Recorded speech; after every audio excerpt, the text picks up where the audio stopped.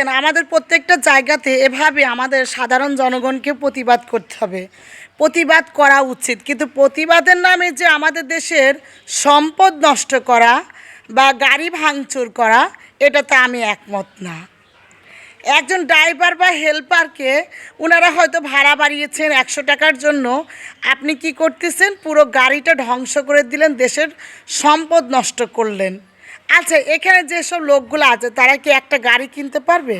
বা গাড়ি কেনার মতো এদের কি কারোর যোগ্যতা আছে? তারা একটা রিক্সাও কিনতে পারবে না। অথচ দেখেন এরা কি করছে, একজন 100 টাকা বা 200 টাকার জন্য একটা দেশের সম্পদ নষ্ট করে ফেলছে, গাড়ি নষ্ট করে ফেলছে।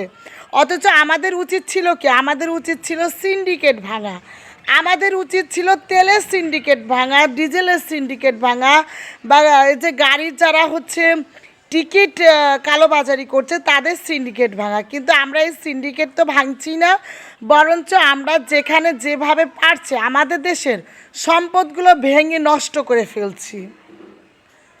আর এটাকে কোন ধরনের প্রতিবাদ বলে? মবের মতো মব সৃষ্টি করে কি প্রতিবাদ হয়? মব সৃষ্টি করেন, যান মন্ত্রণালয়ে যান।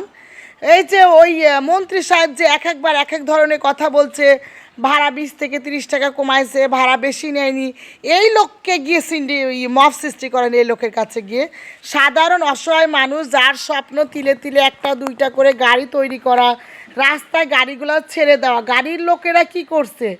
এই যে ড্রাইভার হেল্পারদের কাছে গাড়িটা প্রতিদিন একটা পার্ট দিয়ে চুক্তি করে এরা গাড়িটা কিন্তু ছেড়ে দেয়। আপনারা এইটা জানেন কি না জানি না। গাড়ি বিজনেসের ক্ষেত্রে যারা ছোট ছোট গাড়ি সমিতির বা দুই একটা যাদের গাড়ি আছে তারা কিন্তু অনেকে সময় পায় না। যাদের আসলে পার্ট টাইম গাড়ির বিজনেসগুলো, তারা কি করে, ড্রাইভার বা হেল্পারদের কাছে একটা গাড়ি কি করে সারাদিনে পার্ট দিয়ে এত টাকা দেবে এই চুক্তিতে কিন্তু ছেড়ে দেয়। দিন শেষে তারা এই টাকাটাই বুঝে পায়। এরপরে যদি বেশি অবশিষ্ট ইনকাম যারা গাড়িটা নিয়েছেন তারা হচ্ছে এটার লাভ অংশটা বা যতটুকু এক্সট্রা থাকে এটাই তারা নেয়। এখানে যে আপনারা গাড়িটার যে ভেঙে ফেললেন, গাড়িটা ভাঙার মাধ্যমে আমাদের দেশের সম্পদ নষ্ট করলেন, আমি পুলিশ প্রশাসনকে অবশ্যই বলবো এই ভিডিওর মাধ্যমে যতগুলো লোক চিহ্নিত করবে এদের প্রত্যেকে আইনের আওতা আনা হোক। কারণ এই ধরনের ফকিন্নিরা কখনো তো গাড়ি কিনতেই পারবে না, বরঞ্চ দেশের মবের মাধ্যমে দেশের সম্পদ নষ্ট করবেন।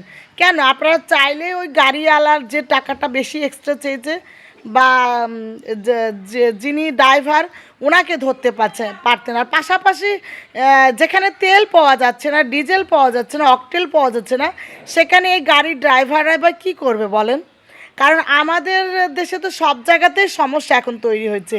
এই সমস্যার মাধ্যমেই তো এইগুলো মানে অস্বাভাবিকভাবে এখন ভাড়া গুনতে হচ্ছে।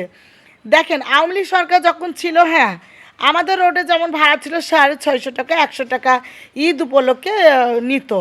এটা কিন্তু একটা স্বাভাবিক ভাড়া, কারণ একটা মানুষের ঈদ বোনাস, তাদেরও একটা ঈদ বোনাসের ব্যাপার আছে, তো সেই হিসাবে যাত্রীর কাছ থেকে 100 টাকা এটা স্বাভাবিক।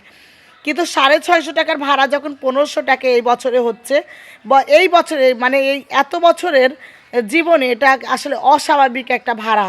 কারণ এই ডাবলের ডাবল ভাড়া নিচ্ছে, এটাকে আপনারা কতটুকু স্বাভাবিক রাষ্ট্র পরিচালনার ভিতরে ফেলতে পারেন?